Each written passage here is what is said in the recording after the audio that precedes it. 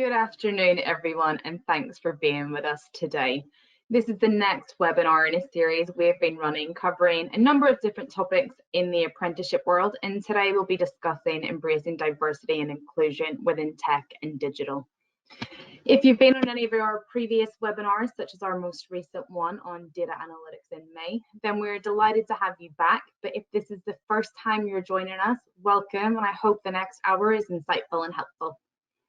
My name is Amy Bodles, and I'll be guiding you through the next hour. We'll start with some comments from our Group Commercial Officer, Lee Dempster, on the importance of a diversity and inclusion strategy for employers, followed by a discussion led by our Client Services Director, Richard Lambden, with some fantastic panelists who will be giving their opinion on this subject.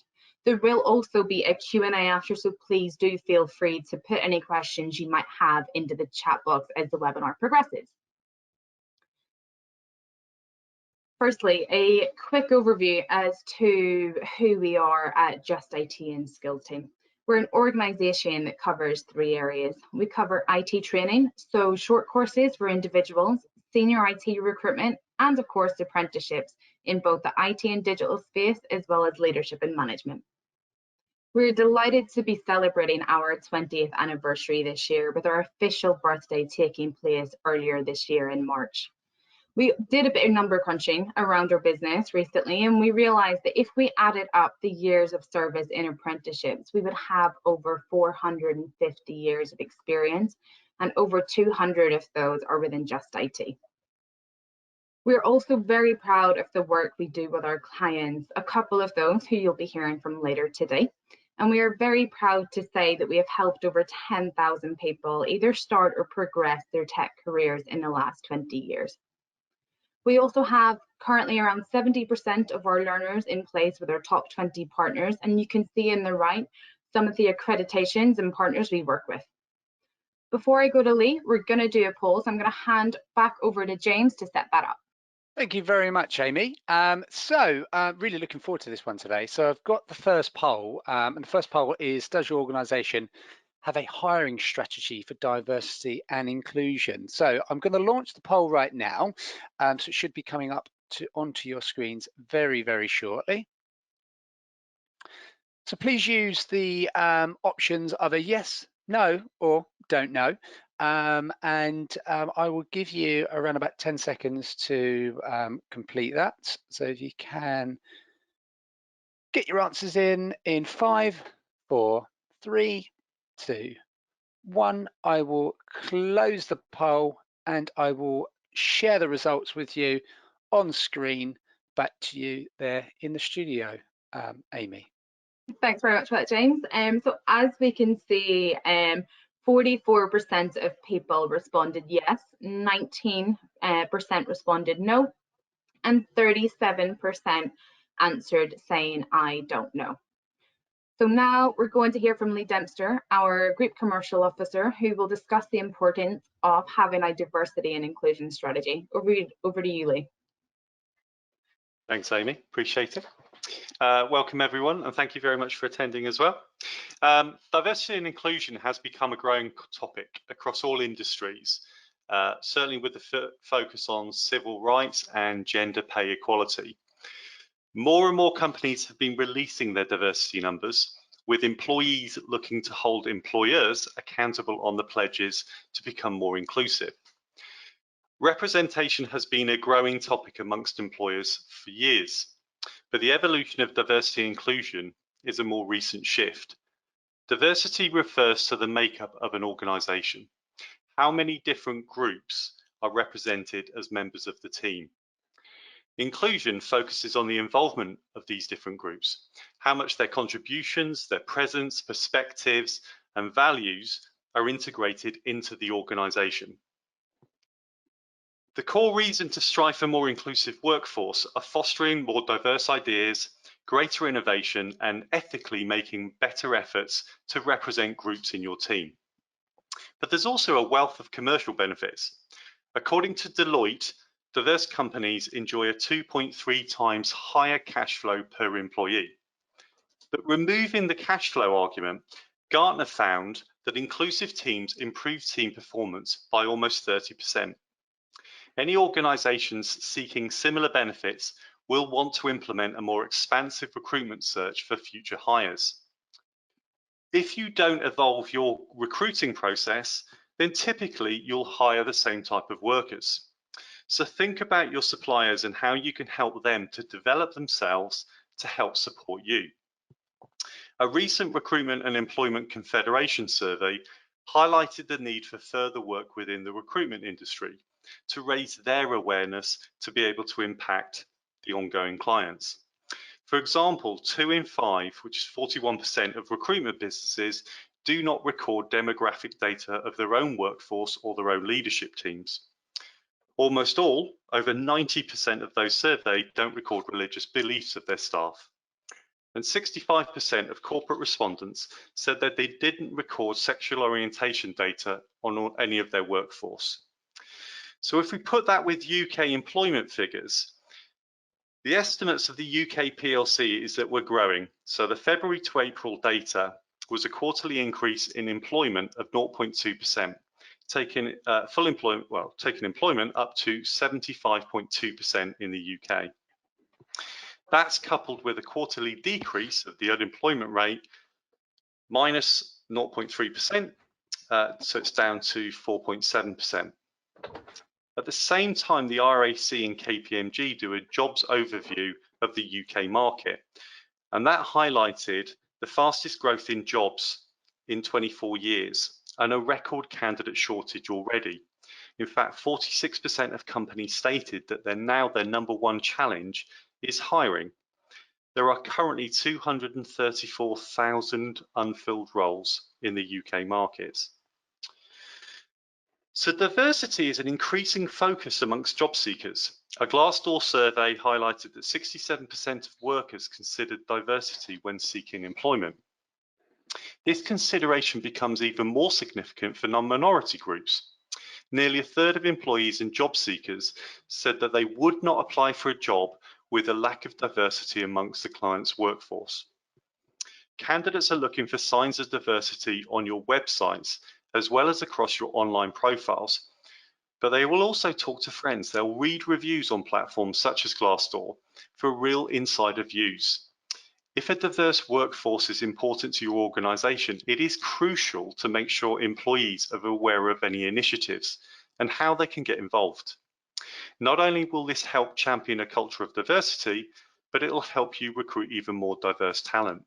A couple of good examples of this: Citigroup, across their global platforms, they're now focused on optimizing pay equity, city affinity groups, LGBTQ, equality and rights, disability inclusion, and they've targeted that across all of their leader teams. So they can back up this progression via increased transparency that leads to accountability and responsibility. Salesforce are doing a load of initiatives in the US, and it's coming over to the UK. So they've recently launched their Racial Equality and Justice Task Force, which is there to help drive systemic change throughout their workplace and their community, focus on people, philanthropy, purchasing and policy. So hooking all of their supply lines into their organization to follow the same process. So think differently. Look at your talent acquisition plans and strategies to see how you can access and develop staff through your own methods, and be aware of opportunities that governments are presenting, and particularly the UK government, via commitments and investment to support you on things like skill boot camps and technical apprenticeships. Just to give you an idea, since 2015, 2.4 million people have got jobs on through apprenticeships. Of that population, 13.3% are from the BAME community, and 12.5% have got declared learning difficulties or disabilities. So it is a way, it's just one way, but it is a way of offering a more diverse sourcing of how you go about getting your staff. Equally, we're committed to launching a skills bootcamp in August, and our commitment with our partners is for a 50-50 male to female ratio.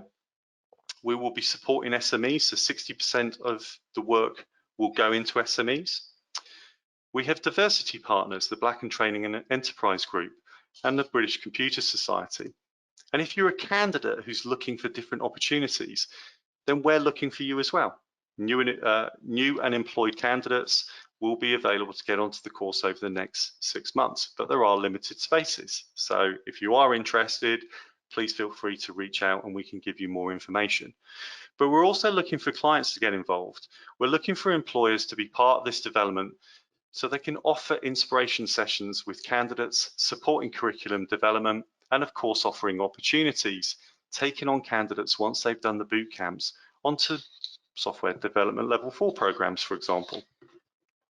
So with the obvious challenges in hiring and training, development and retention only going to get worse as the economy continues to grow, designing strategies and change thought processes to create a truly diverse and inclusive workforce has never been more needed. Back to you, James, or Amy. Thank you very much, Lee. Food for thought there for our panel. We also thought it would be interesting to ask our own staff what diversity and inclusion means to them, and this is what they said. Tyrone Davids, a project management business coach here at Just IT, said, "For me, it's essential to understand how diversity can bring new ideas and improve performance. I work with learners who work in diverse environments and often having to work with people from overseas. I encourage them to embrace the opportunities to work with people from different cultures, as this can help drive results." Andy Yu, who is our IT manager and also technical trainer, said, "Everyone at least has some passive prejudices. It's about identifying them and knowing that it's right to put them aside and give people a chance without such judgments. A non-European name on a CV, an Asian client shaking their head for yes rather than no, having patience to hear out course technicalities from someone with broken English, candidates asking for flexibility for their prayer times, or colleagues who don't drink at the pub or have not grown up with football. If some of these points are jarring, then that's a good point for reflection." And Julie Watts, who is our service delivery director here, said, "I embrace diversity by promoting inclusion and encourage my coaches to embrace diverse perspectives on issues, encouraging them when working with clients to look at issues from all perspectives. It is important to appreciate the difference in cultures and generations to ensure that business can work more cohesively, and this is the message that I promote to our clients." I would now like to welcome back James for our next poll. So James, take it away.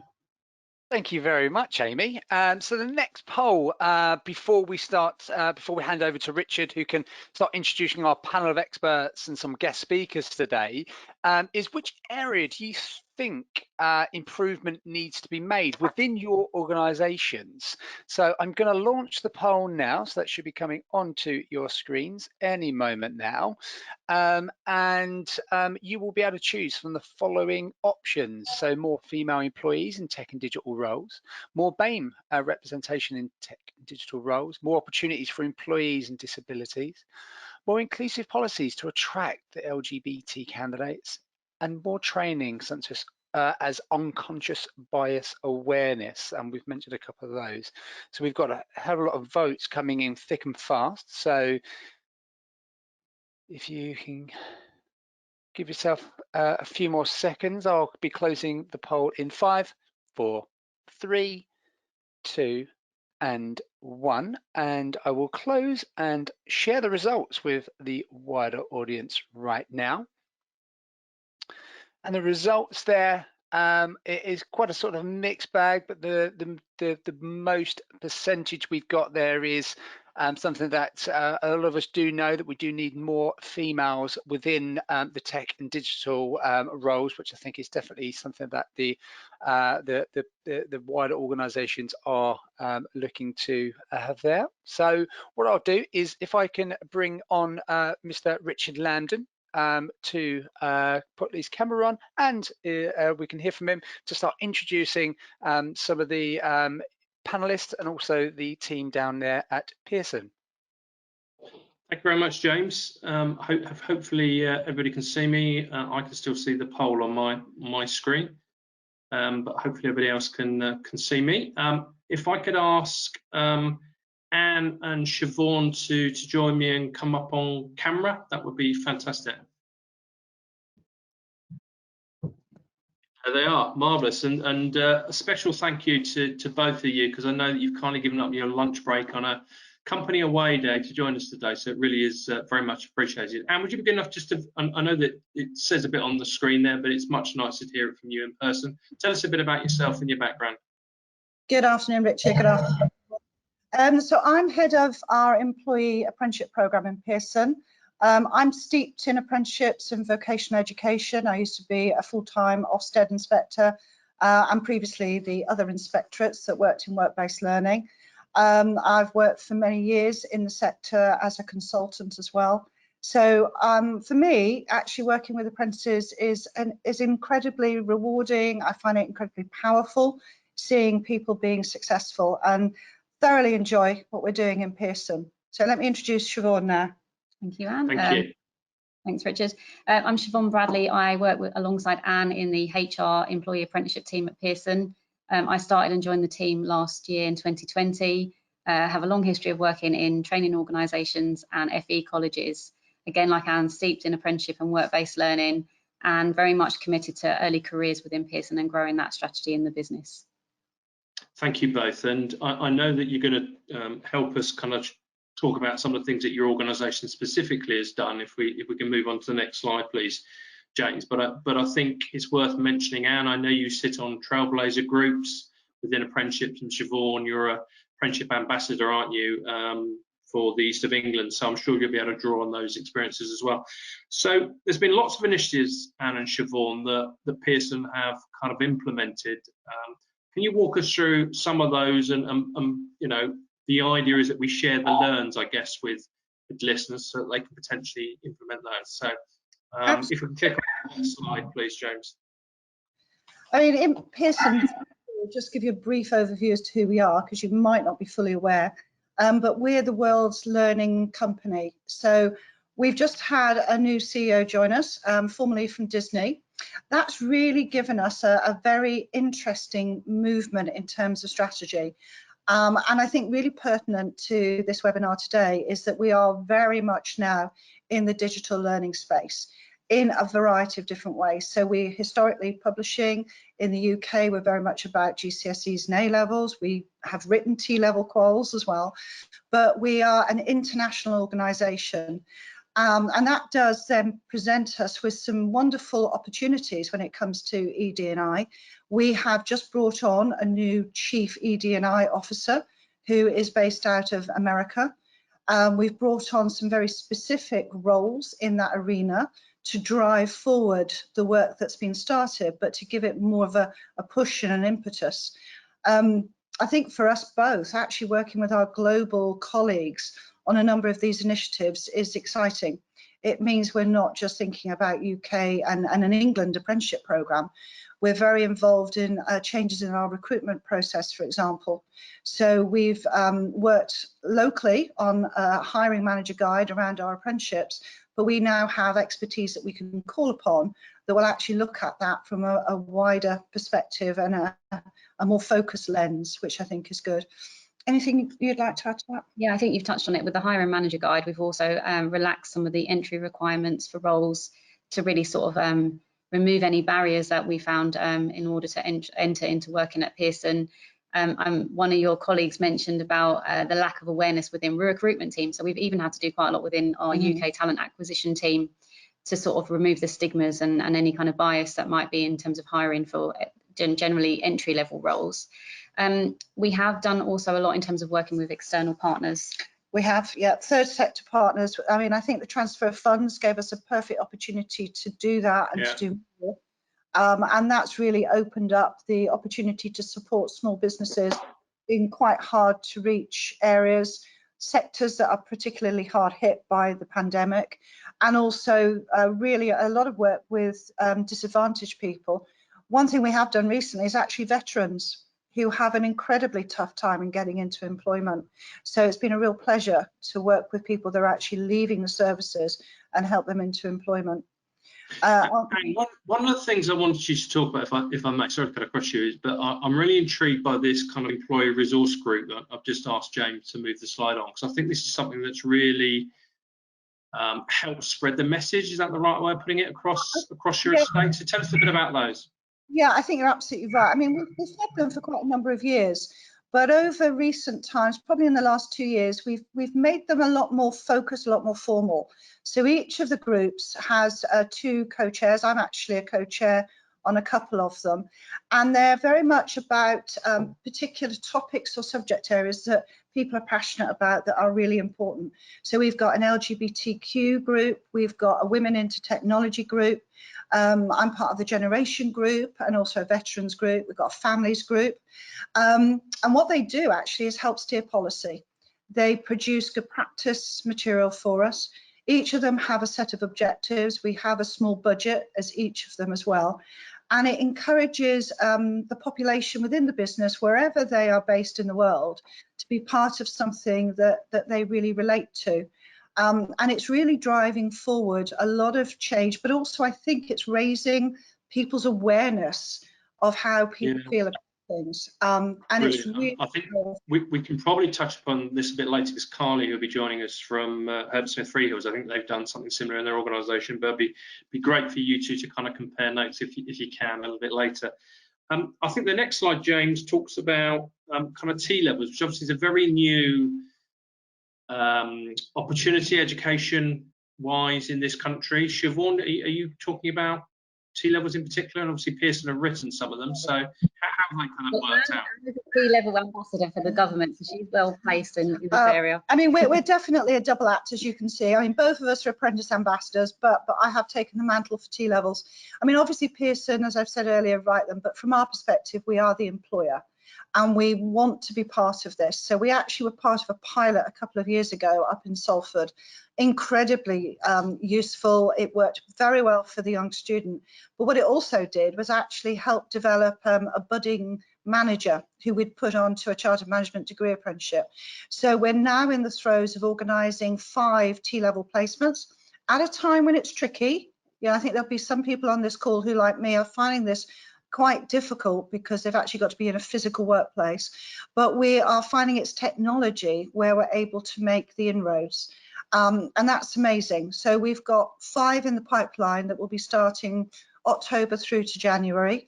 A great deal of interest in the business because we see this as a pipeline for bringing on young people who are really committed to this as a career. So we're very keen to get them into the business and hopefully move them on into a higher level apprenticeship, keep them in the business. And this is part of our combined early careers view.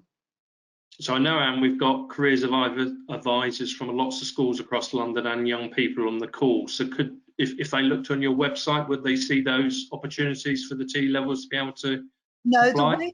The way that it works is that the National Apprenticeship Service actually link employers up with the relevant schools or colleges that are offering T-level placements, or the schools themselves reach out to employers that they wish to work with. We're looking to work with companies that are operating around London, Oxford, Harlow, and also Manchester in that area as well. So we would love to hear from people because we really are keen to do more if we possibly can. Fantastic. Okay, so the next area I think is apprenticeships and kind of technology opportunities within apprenticeships and trailblazer groups. Is this you, Siobhan, or? Me, yes, I'll take on this. I mean, the whole kind of idea of today's webinar is you're linking and working with organisations in this kind of technology and digital skills sector. So we just thought we would highlight some of the work that we've done with our technology team. Historically, since 2017, when the levy was brought in, this was an area of the business that hadn't really utilised that funding as a development opportunity for its staff. So there was a lot of myth busting there that we needed to do about the type of groups that we'd be bringing in, the work involved, and in terms of the benefits really. So we've spent a lot of time changing minds and hearts on this, supported by a director who Just IT have actually done some work with, who is very supportive about apprenticeships. So he's now helped me to drive that across the teams. But there was definitely work to do in the digital world in terms of Pearson, which surprisingly, I think they just automatically think about degrees and more higher level quals instead of growing our own talent pipeline. So that would be one of the kind of things I would say to people is it is probably worth the effort in terms of line management, engagement, looking at the opportunities. We've put in some line manager training so that middle managers and junior managers can get the support from us as well, so they feel ready to embrace and take on apprentices. And that moves into the, sorry, I was going to say that moves into the next area, which I think is early careers, James, the next slide. And I guess that links back, Siobhan, to your point of working with your recruitment team and trying to educate as well. Yes, very much so. And earlier around the use of data, this is something we've really tightened up internally at all stages of recruitment to analyse where people are dropping off and why, to really review that whole process. And this is part of a massive global talent and acquisition review that's happening in terms of diversity and inclusion with our new Chief Diversity Officer. But we've really looked at that from the apprenticeship side to take out any barriers throughout the process and educate our talent acquisition team really around the use of data and how that can improve the process, the candidates we get through, but the experience for everyone as well.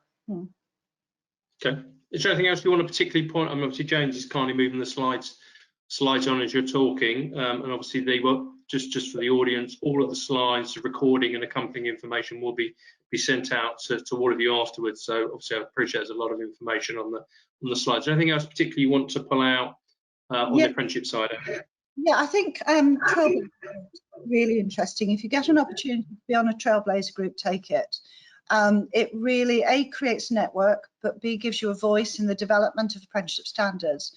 And we've used it as an opportunity to get apprentices on there, so the apprentice voice is heard. But we've also got some of our managers who are experts in that area, where Siobhan and I are not, and we've got them on those Trailblazer groups. So it's personal development for them. It gets them far more bought into apprenticeships, so they become an additional ambassador for us in the business as well. So there's quite a lot of digital apprenticeships that are actually being reviewed at the moment, and there are others as well. And of course, we've got a big consultation underway at the moment for degree apprenticeships. So certainly, I would recommend that. Fantastic. And early careers, obviously your passion, Siobhan. Yes. We've done a lot of work over the last year on early careers in light of a new strategy that we're working on about all the different entry points that people can join Pearson, and not just for young people, but that different kind of pathways that people might want to take at different stages of their life. We've run a number of virtual insight into Pearson events, and I would recommend that for other employers to get your brand out there and to get kind of into schools and support in any way you can to offer these types of opportunities at the moment with the lack of work experience and intern positions over the last year. We found that was really beneficial again in terms of myth busting about us as a company and about the process of applying for a FTSE 100. We had a session in National Apprenticeship Week with some care leavers and really kind of talked them through our Taleo corporate recruitment system. So we outlined some of the opportunities and then next steps and really helped them through that process. And we had a dedicated talent acquisition advisor there who also can be kind of on hand if they had any questions about that. We talked about working with partners, and the next slide, which will kind of end our section on this for Pearson, will just outline the wealth of partners that we've worked on over the last year in terms of diversity. So Stonewall for the LGBTQ community. We've signed the Armed Forces Covenant, so we do a lot with veterans as well as a number of other agencies. So again, linking up with third parties, sector organisations, I would recommend. And getting out there in terms of as many webinars and conferences as you can in terms of promoting diversity and inclusion. We do a lot of our transfer of funds organisations to further promote that down our supply chain, but also with our partners that we gift money through the apprenticeship levy. Yeah, I just moved it on to the next slide because you were mentioning partners. I think it is really important, isn't it, to engage with a wide group of organisations. You know, we can't do everything on our own. And do you just want to briefly, as a final thing, talk about the transfer of funds opportunity, please, for employers? I mean, obviously we're allowed to transfer up to 25% of our levy, but what we do, I suppose, is slightly different. We don't just transfer the money. We actually want to create relationships with businesses. So we've partnered up with the London Progressive Collaboration, and through them, they have managed to broker some really, really strong relationships with employers who want to do it properly. And for that's important, because we want to create a community. We've now got 14 employers of varying sizes, varying occupational areas that work with us from around the country. And I think we've got 40 plus apprentices that we are supporting at various levels. They're now beginning to work together to support each other. So I think there's a huge value in us as a big organisation being able to create that supportive network for them using the levy as a tool. And it's about social mobility for me, Anne, isn't it? It's that lovely thing of being able to, you know, some of the bigger organisations gifting money to help smaller organisations. We'd love to grow their business out of the pandemic and help, you know, not just a young person, but perhaps somebody who's been struggling to get into work through the levy. So I think it's lovely. I'm going to move it on. Siobhan, I think you're kindly moving off, probably to have a well-deserved lunch and a cup of tea, and you're kindly staying with us for the panel discussion. If I could ask my other panelists to join me now. So Ramal, Jeremy, Prince, Kyra and Carly, if you'd be kind enough to come up on screen, and I'll give you each of you an opportunity to introduce yourself as we're going along. So Jeremy, you're the first one to come up, so if you'd be good enough just to very briefly say who you are and your background. Thank you, Richard, and good afternoon, everyone. Yes, I'm the Chief Executive of the Black Training Enterprise Group. We're a national charity based in London. We support young people from Black, Asian and mixed heritage backgrounds into employment. We work with employers, and we do a lot of work around apprenticeships. And I also chair the Department for Education Apprenticeships Equality and Diversity Advisory Group. Fantastic. I don't think we could have. I don't think we could have got a better panel today. The range of experience we've got is absolutely outstanding. So thank you for joining us. Ramal, sir, from the GLA, would you like to introduce yourself? Hi, good afternoon. I'm Ramal Wallace. I'm a senior coordinator for the Workforce Integration Network, or WIN, which is a mayoral priority project which focuses on helping overall underrepresented groups to have a better employment outcomes in London. But we take a very intersectional approach. So we work with specific groups one at a time. Our focus group is working with young Black men in London, helping them to progress into the construction and digital sectors. So we work very closely with Jeremy and BTEC through their Moving On Up initiative, and we've worked with them to develop a number of resources and engage with employers as well as young Black men to really try to bridge the gap in this area. Thanks, Ramal, and we'll explore some of those very shortly. Carly, welcome. Would you like to introduce yourself, please? Hi, I'm Carly Swan. I work for Herbert Smith Freehills, which is a global law firm. I work in the role of Senior Manager for IT Services and Operations, and we have many apprentices come on board and work through from different roles in IT. I believe that a lot of the forums that I'm on within HSF play into the conversations that we're having later about diversity and inclusion. Yeah, absolutely. And I think, as I said earlier, I think I'd be keen to link the conversation up with Anne to kind of compare notes around those forums that both organisations have. Prince, fellow member of the Just IT team, would you like to introduce yourself and your role, sir? Hi, good afternoon, guys. My name is Prince Adrian. I'm a senior candidate management executive with Just IT. Essentially, it's my job to assist candidates looking for apprenticeship programs, helping them on board, advising them in terms of where they may need upskilling, where they might be lacking. And it's a role I very much enjoy doing. Thank you, Prince. And it's lovely to have an apprentice on the panel as well. So I'm going to hand over to Kira to introduce herself. Thank you for joining us, Kira. So, hi everyone, my name's Kira. I am a digital marketing apprentice that was hired from Just IT. I work at Colt Technology Services as a digital marketer and as well as social media. And I have previously studied AWS cloud computing with Generation UK, as well as studied a beginner course in both Python and web development with Code First Girls. Nice to meet you all. Thank you very much indeed. So as we've got quite a lot of people on the panel today, to make life easy for you, I'll kind of say who I'm going to come to and and then introduce other people as we kind of go along. So, Jeremy, I'm going to come to you first. I think we've got some slides, James, to kind of support us. If you could move on to the next slide, please. So actually, it's Ramel. My apologies, Ramel. One of the things that you talked about is that you are involved, obviously, with your workforce integration network. So again, if we can move it on a slide, James, please. Just tell us very quickly what that's about. Obviously, feel free to ask James to move the slides on as you need him to, because you know what's coming up. Yeah, no problem. Well, basically, the Workforce Integration Network, or WIN, as it's kind of widely known, is a mayoral priority project. So as I said, basically, Sadiq Khan in 2018 launched WIN with a view to helping underrepresented groups in London to have better employment outcomes and experiences. But one of the things that was quite unique about the approach of this project is that it takes an intersectional approach. So rather than just looking at diversity, if you want to say in a broad stroke, we recognize that different groups do have different experiences when it comes to diversity and different sectors. So for example, the main focus, the first group that we've focused on due to research about the inequalities that this group experiences is young Black men. And we've also focused on two particular sectors, the construction sector and digital tech sector, because again, through research, we know both of those sectors are strong growth sectors, and young Black men in particular don't perform when it comes to employment outcomes, aren't seeing as much success as potentially other groups.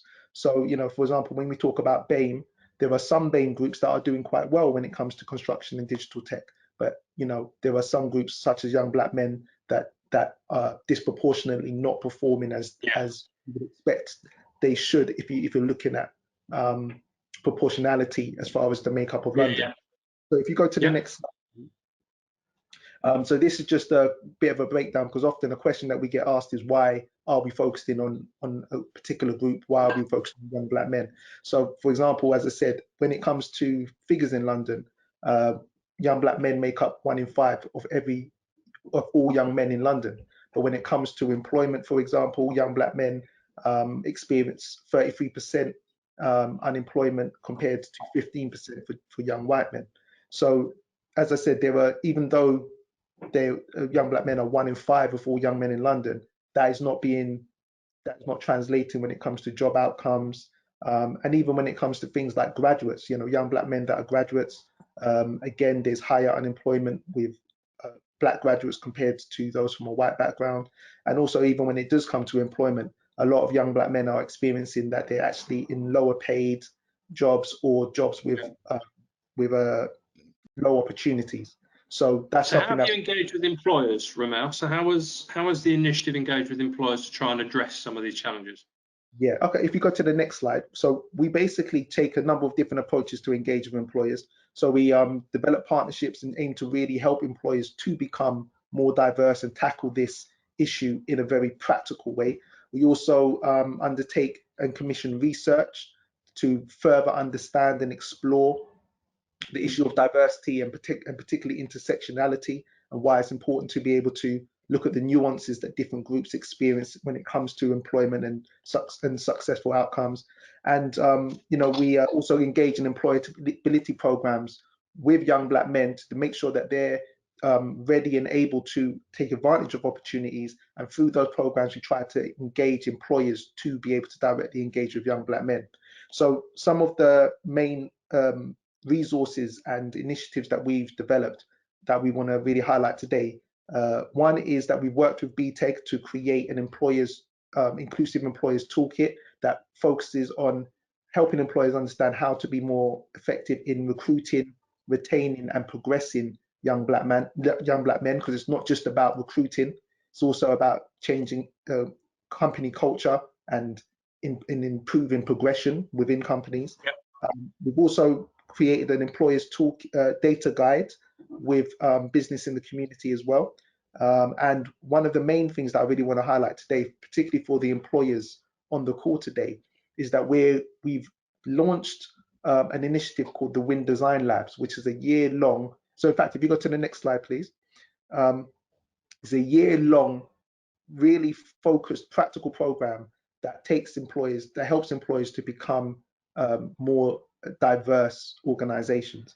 So it's a very intensive program. It's led by an organization called the Equal Group, but again, it's still tying in things like the Employers Toolkit that was developed by BTEG, and helping employers to really embed this in their organization from senior leadership all the way through. Ramel, I think when we met prior to this webinar, you were telling me that it's been launched in the construction space, and the digital space is kind of kicking in from October, I think. That's correct. Lee mentioned earlier that there's a new initiative from the government called skills boot camps that have kind of started to help people get into employment. I think there might be a link there between the software skills boot camp and the initiative that you're launching in October. So I think kind of stay close to us with regards to that. If I may, Ramel, I'm going to move on to Jeremy, if you don't mind, because you mentioned the toolkit, which I know you've done in conjunction. So James, would you be good enough to move on the slides to the toolkit?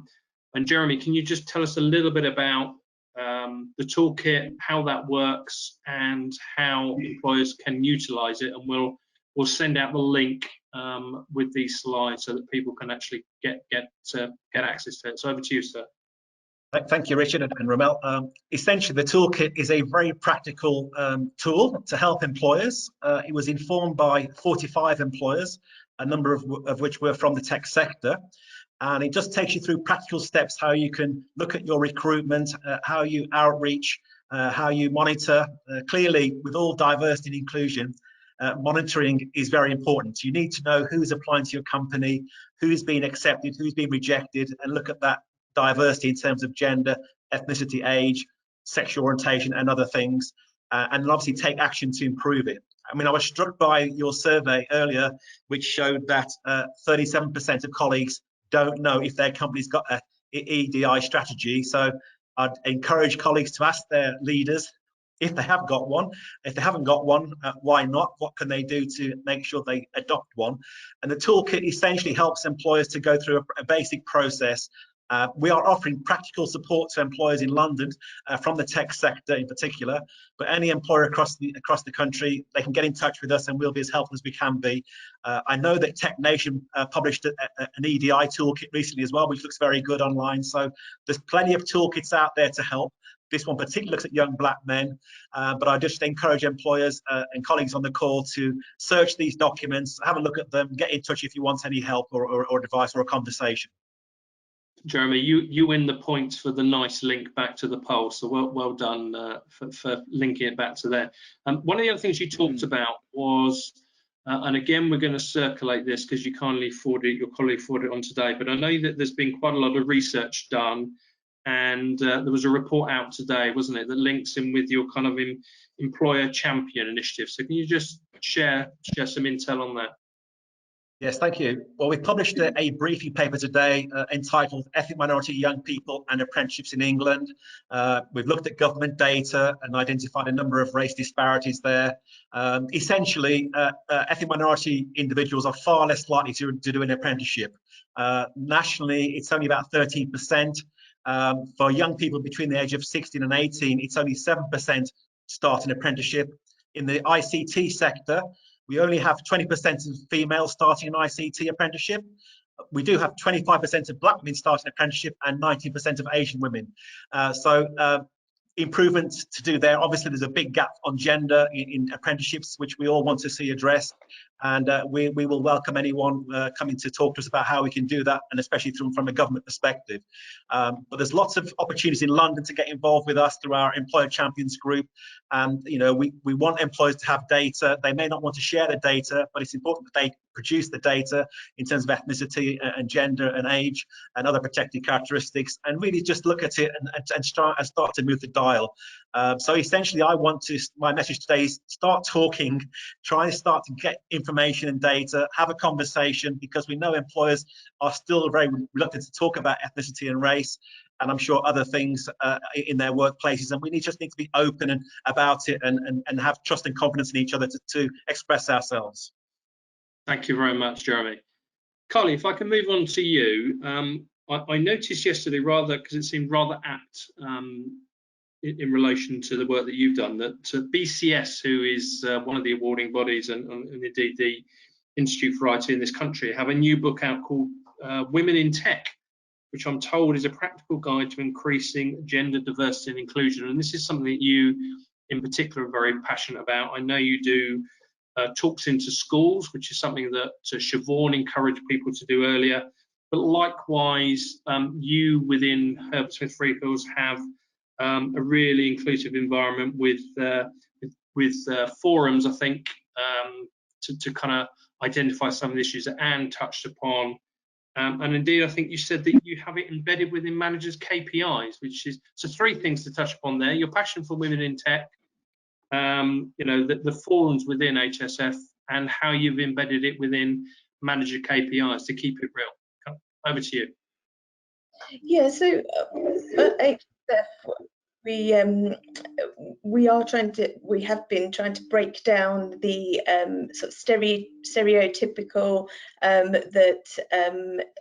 that there isn't a place for women in tech, because there absolutely is, and we've been breaking that down to make sure that we have career opportunities that aren't gender specific. They are encouraging of hard work and determination, and we're very fortunate at HSF that we have strong women in senior leadership teams, and that's inspirational for us. But also across our IT teams, we have women in leadership positions and in senior manager positions, and we actively encourage to break that down. We've had apprentices that have come through, and when we first started the apprenticeship scheme, we didn't see many girls joining, which was disappointing, but actually we have had quite a few girls that have now come through our apprenticeship scheme. That's been really encouraging. So we know that it's becoming, we are breaking that down slowly. Sorry, Carly, the takeout for that from me, sound 2 things there: role models. I think that is, you know, in any area, whether it be young black men or trying to get more girls into IT or whatever it might be, I think role models and obviously being able to see yourself in that role is critical, but also inspirational leaders. And I think you said that that's played a huge part in your own careers, having somebody almost as a leader that's kind of believed in you.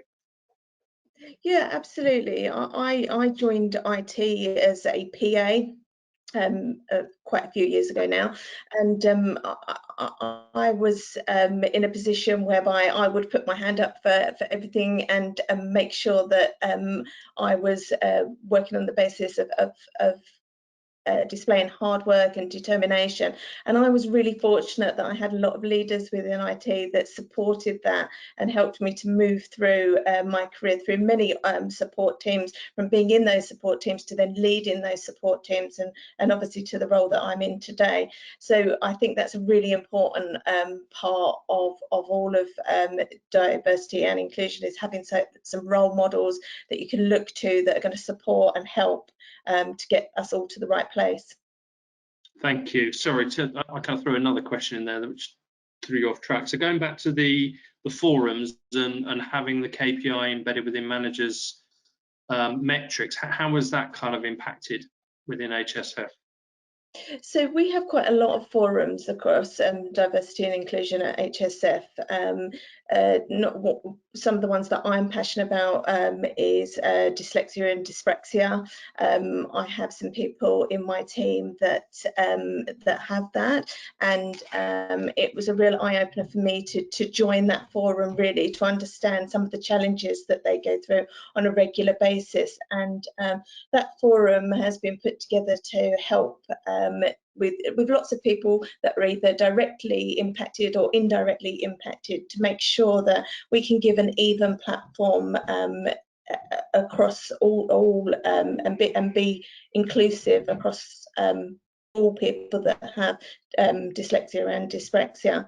So we have a lot. We have the Armed Forces Covenant. We also have a lot of the ones that Anne was talking about as well, and we have women in IT as well. We have forums for that.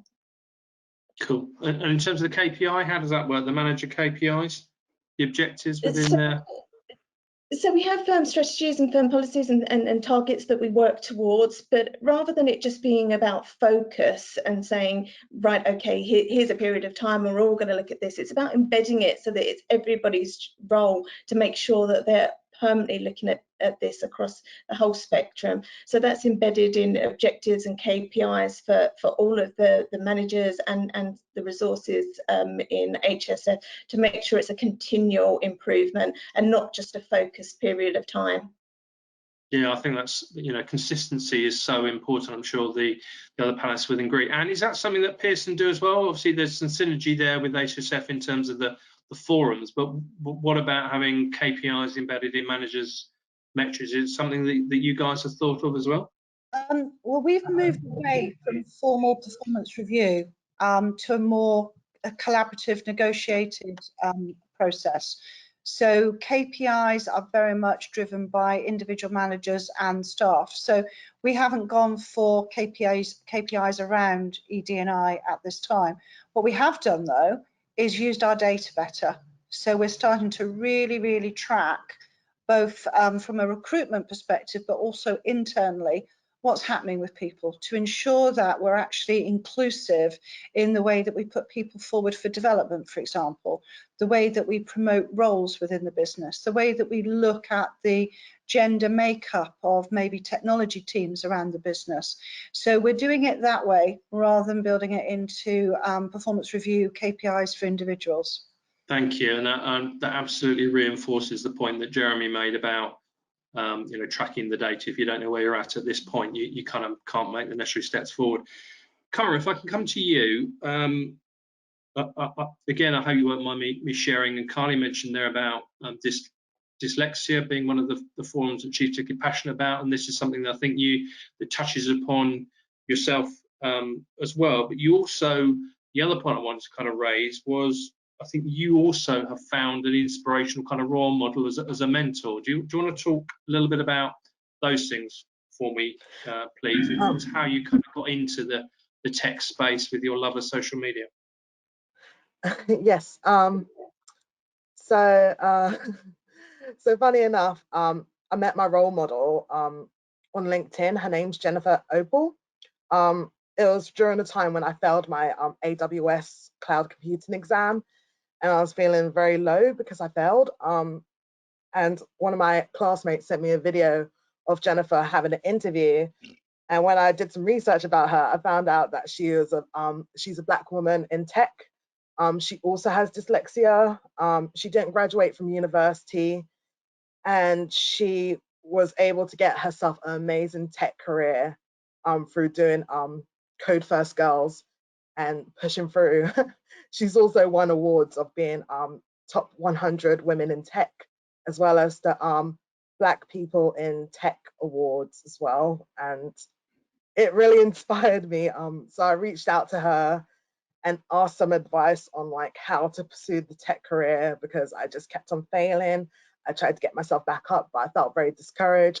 She gave me advice. She reached out to me, and speaking to her gave me so much motivation because I could see myself in her position in the future in my tech career, as someone who's inspiring young people and other people to get into tech.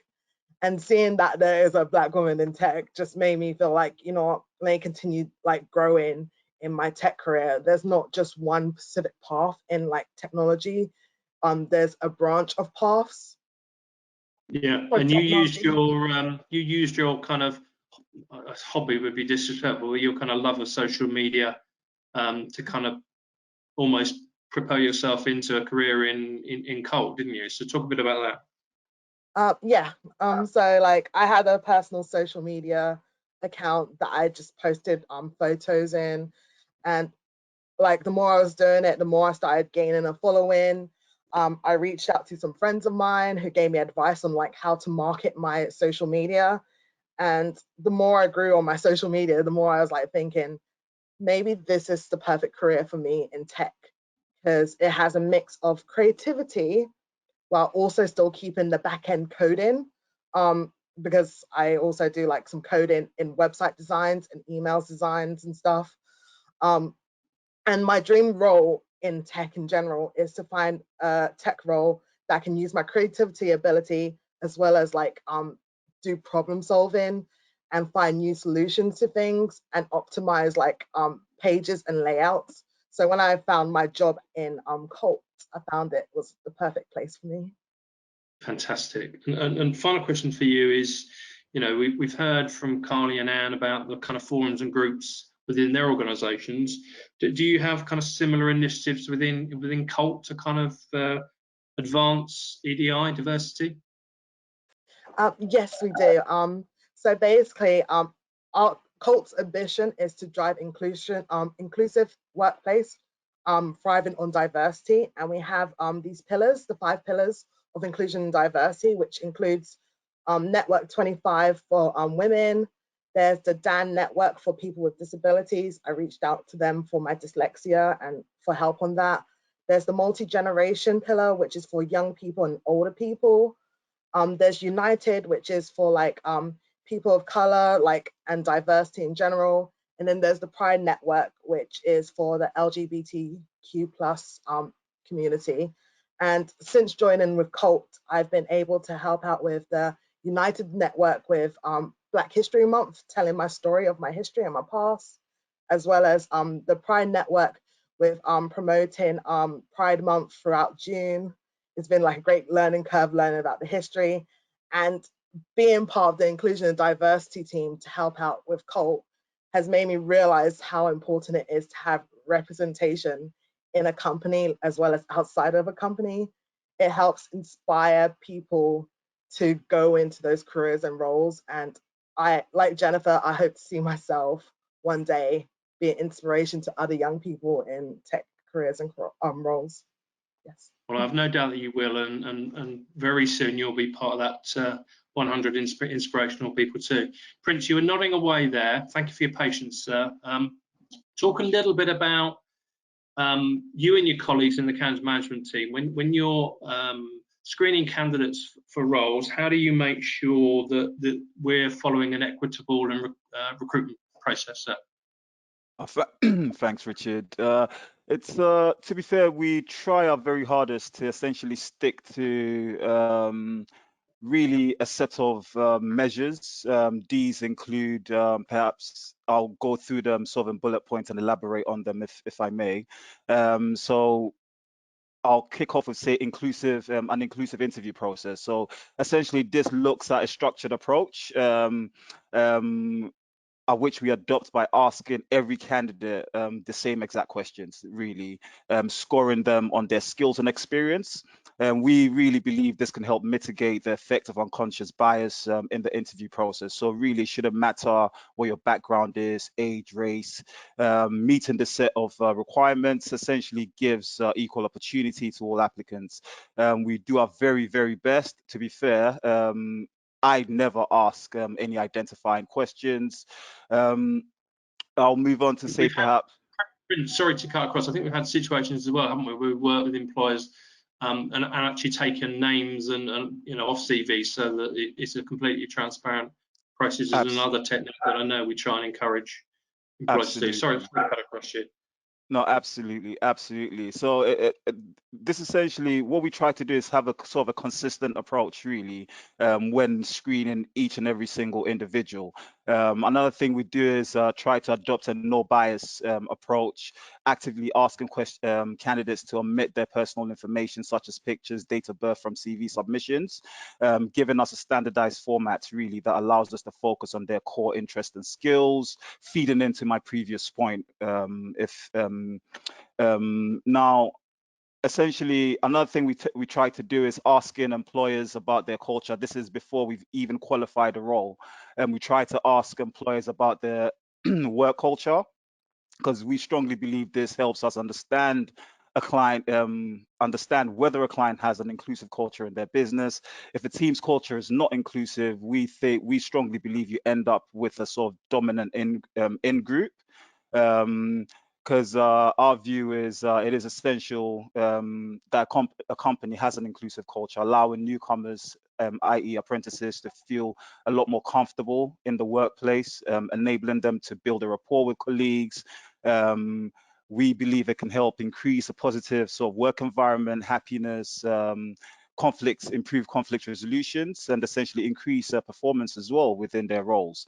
We are trying to allow reasonable we try to allow reasonable adjustments during the resourcing process as well, offering support during the onboarding stages, i.e. a learner can declare if they have any sort of health conditions or learning difficulties, and some examples have been mentioned prior, i.e. dyspraxia, dyslexia, because once a candidate has listed these, we actually essentially help, we essentially work in conjunction with the clients to put measures in place to support these candidates once they've begun. We have a platform called Cognisys, don't we, that provides specific report. Prince, I'm really sorry, we're slightly overrunning on time, so I'm just going to kind of draw its discussion to a conclusion. I'm going to ask you all the same question, and we'll kind of go as I'm looking left to right on my screen. So coming to you first, Dan. If you were to give the audience listening one piece of advice to either, from an employer perspective, encourage them to be more open, or from a candidate perspective to kind of embrace and reach out and take the opportunities, what would that one bit of advice be? And you first. I would focus on an early career strategy, because that way you actually are forcing yourself to think about the broadest possible range of candidates to bring into an organisation, and the development of your workforce and succession planning. Thank you very much. Jeremy? You're on mute, sir.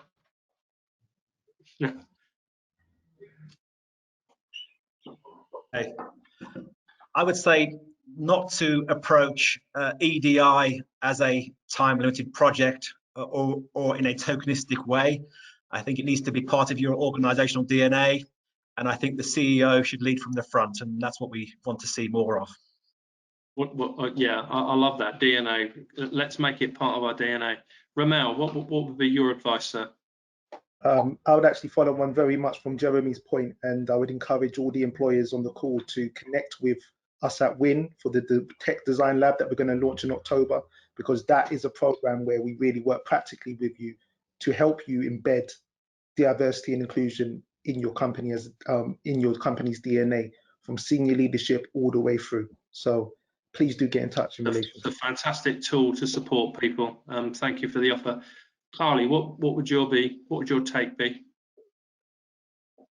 I guess I would take to having being more open and honest, and for us to keep talking, because that's the only way that we're going to make change. So, you know, sessions like this, and also a lot of where the other panelists have been speaking about, because that's the only way that we're going to make change, is to keep on talking.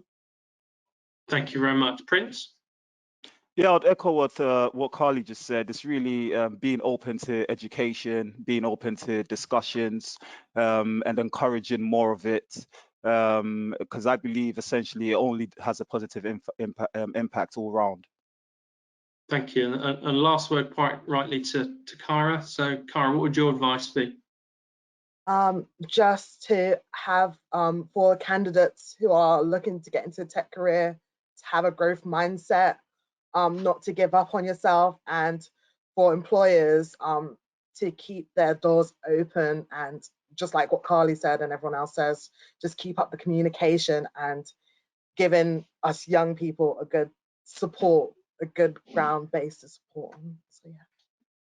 Superb. Well, that's certainly lots of food for thought for me. I've taken quite a few notes whilst you've been talking. Thank you so much to each of you for sharing your contributions, giving it your lunch hours. I hope the audience at home got a lot of takes out of that.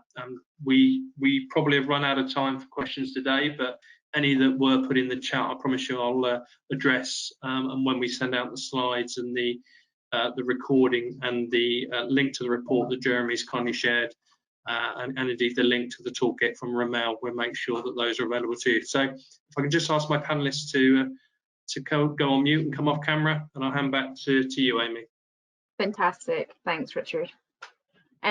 Well, the conversation doesn't need to stop there. If you would like to speak with us more around this topic or our services in general, you can reach us on the number and email on the screen, or you can reach out directly to your account manager. Our next webinar is on 23rd of September and will form part of London Tech Week, so we look forward to seeing you then. Finally, there will be a short survey once this webinar closes, so we would appreciate you taking a couple of minutes to give your feedback. If you found this interesting, please do spread the word, and if there's a topic you would like us to debate in future, please let us know. On behalf of us all at Just IT, thanks for watching and have a fantastic day.